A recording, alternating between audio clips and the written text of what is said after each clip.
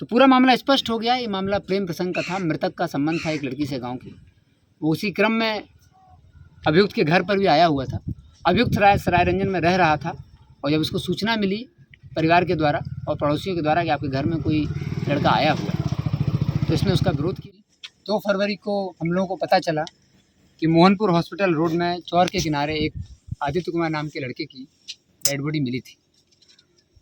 घटनास्थल को देखने से घटनास्थल पर तुरंत थाना प्रभारी, एसडीपीओ और संबंधित टीम डीआईओ भी पहुंची।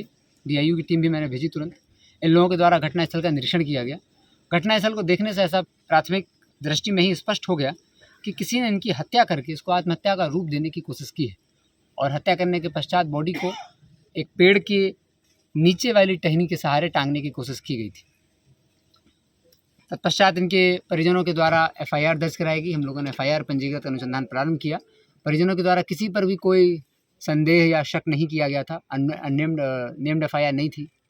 एफआईआर में किसी आरोपी का नाम नहीं था। घटना पूरी तरह ब्लाइंड थी। हम लोगों को जीरो से अनुसंधान स्टार्ट करना पड़ा। परिवार के द्वारा कोई इनपुट इसमें नहीं दिया गया। तब हम लोगों ने अनुसंधान प्रारंभ किया, एसआईटी का गठन किया। डीआईयू की टीम भी इसमें लगाई थी। उनके द्वारा तुरंत मृतक का जो गतिविधि थी मृतक की, उसके बारे में पता लगाया गया। तो हम लोगों को पहले 2 दिन में ये स्पष्ट हो गया था कि बहुत नज़दीकी लोग ने ही किसी ने हत्या की है। चूँकि मृतक का रात की गतिविधि और अपना स्वयं घर से निकल के जाना, कुछ बातें ऐसी इंगित कर रही थी कि मृतक जो है स्वयं अपने घर से निकल के गए हैं। तत्पश्चात किसी ने घटना को अंजाम दिया है। किसी के बुलाने पर ये गए थे। तो ये स्पष्ट था कि जिसने भी घटना की है वो इनका बहुत ही नज़दीकी व्यक्ति है, करीबी व्यक्ति है। फिर टीम ने अनुसंधान आगे प्रारंभ किया तो स्पष्ट हुआ कि मृतक का प्रेम संबंध था किसी लड़की के साथ। जब वो स्पष्ट हुआ तो हम लोगों ने अनुसंधान को आगे बढ़ाया। आगे बढ़ने के पश्चात ये स्पष्ट हुआ कि इस घटना को राहुल कुमार नाम के व्यक्ति ने घटना को कारित किया और इस व्यक्ति ने इस घटना को कारित करने के पश्चात घटना को छुपाने के लिए सभी तरह के हथकंडों का इस्तेमाल किया। इसने रात में घटना की और अगले दिन सुबह ये एग्ज़ाम देने चला जाता है। ये इंटरमीडिएट का एग्ज़ाम भी दे रहा था, तो ये लगातार एग्ज़ाम दे रहा था और इनफैक्ट जिस दिन घटना है उस दिन भी इसने एग्ज़ाम दिया और अगले दिन घटना करने के बाद भी एग्ज़ाम देने गया, ताकि किसी को इस प्रकार का संदेह ना हो कि इसके द्वारा घटना कारित की। ये सारे एविडेंस अपने पक्ष में क्रिएट करने की कोशिश कर रहा था। इसने घटना जिस लाठी से मार के अंजाम दी थी, वो लाठी भी इसने फेंक दी थी। जिन कपड़ों से इसने मृतक के शरीर को अपनी बॉडी पर बांधा था मोटरसाइकिल से, वो भी उसने छुपा दिए थे। हम लोगों को इसकी गिरफ्तारी हम लोगों ने की और पूरी पूछताछ की तो सारे एविडेंस हम लोगों को मिल गए। वो लाठी जिससे घटना को अंजाम दिया वो मिल गई।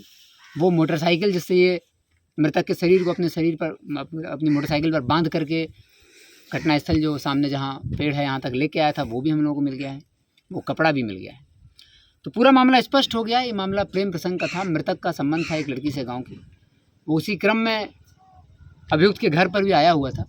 अभियुक्त सरायरंजन में रह रहा था और जब उसको सूचना मिली परिवार के द्वारा और पड़ोसियों के द्वारा कि आपके घर में कोई लड़का आया हुआ है, तो इसने उसका विरोध किया। इसकी माँ ने भी उसका विरोध किया और ये तुरंत अब वापस अपने घर आया। घर आके इन्होंने पहले अभियुक्त को एक कमरे में बंद किया और दोनों के बीच में कहासुनी झड़प हुई।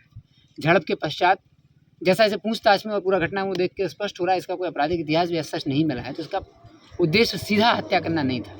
लेकिन चूंकि जब इनकी कहासुनी और झड़प हो गई और इसकी अपनी बहन के साथ मृतक का संबंध था, तो उसका विरोध करना इसने विरोध किया। विरोध के फलस्वरूप इसने लाठी उसको मारी। जो लाठी मारने के फलस्वरूप मृतक बेहोश हुआ और तत्पश्चात उसकी मृत्यु हुई। तो उसको लगा कि मृतक की डेथ हो गई है और इसने तुरंत अपनी माँ के साथ इस चीज़ को प्लान किया कि कैसे इसको डिस्पोज करें बॉडी को। तो इसने ये अंजाम दिया कि अपनी सिस्टर के ही कुछ कपड़े थे, उन्हीं कपड़ों के सहारे इसने अपनी मोटरसाइकिल उठाई और मोटरसाइकिल पर कपड़ों को बांध के इसने किसी और को इस पूरी बॉडी डिस्पोज करने के लिए भी हम लोग को पहले विश्वास नहीं हो रहा था कि अकेले बॉडी को डिस्पोज कर देगा।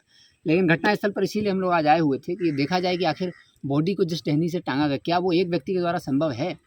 तो इसने बताया और उस हिसाब से पूरी तरह स्पष्ट हो गया है कि इसने किसी और का इसमें सहायता नहीं ली, इस सिर्फ अपनी माँ की सहायता ली थी। उसकी माँ ने इनको मोटरसाइकिल पर बॉडी चढ़ाने में मदद की और बॉडी को इसने अपने शरीर से कपड़ों के सहारे बांध लिए और फिर मोटरसाइकिल लेके घटनास्थल तक आया। घटनास्थल पर इसने बाइक दिखाते हुए उस बॉडी को निकाला और बहुत एक पेड़ है सामने मेरे, उसकी लोअर टहनी जो बहुत ही कम हाइट की है, इसकी स्वयं की हाइट उतनी है, उस पर मृतक के ही मफलर से इसने घटना, कोई भी घटना स्थल पर इसने कोई ऐसा एविडेंस नहीं छोड़ा जो इसका अपना हो। उसने मृतक की ही मफलर से उसको आत्महत्या का स्वरूप देने की कोशिश करी, उसके गले में फंदा लगाया और पेड़ की टहनी से उसको बांध दिया। अब इसने पूरी घटना को स्वीकार भी कर लिया है, घटना का कारण भी स्पष्ट हो गया है। जो कि इसकी मां ने घटना में सहयोग किया था एविडेंस को छुपाने में, तो वो भी आरोपी है और ये भी आरोपी है। दोनों को अनुसंधान कर एविडेंस प्राप्त करके जेल भेजा जा रहा है। और इस टीम में DIU की तरफ से Mukesh Kumar, Arvind Kumar, sub inspector Sanjay, inspector Mukesh और सिपाही सर अरविंद कुमार ने बहुत ही अच्छा कार्य किया है। पहले दिन से ही ये लोग घटना, आज 7 तारीख है, मात्र 5 दिन में घटना का पूरा उद्भेदन कर दिया और घटना में प्रयुक्त जो भी हत्या करने के लिए जो भी एविडेंस थे वो सारे एविडेंस भी बरामद कर लिए हैं। एंड FIR दर्ज हो गई थी पहले दिन ही। और हम लोग घटना में प्रयुक्त लाठी, दुपट्टा, कपड़ा, मोटरसाइकिल सबको बरामद कर लिया है। 2 की गिरफ्तारी हो गई है। इसके बाद इसमें किसी और की गिरफ्तारी शेष नहीं है। तो SDPO पटोरी इस कांड को 30 दिन के अंदर चार्जशीट करना सुनिश्चित करेंगे और हम लोग स्पीडी ट्रायल में केस करा के इसको सजा भी दिलाएंगे।